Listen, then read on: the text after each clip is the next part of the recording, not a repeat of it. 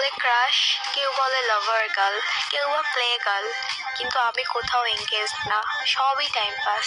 Always আমার relationship status একটাই, I am single. Play girl, lover, শুধুমাত্র তোমাকে ফ্রি ফায়ারের ভিতরেই বলা হয়।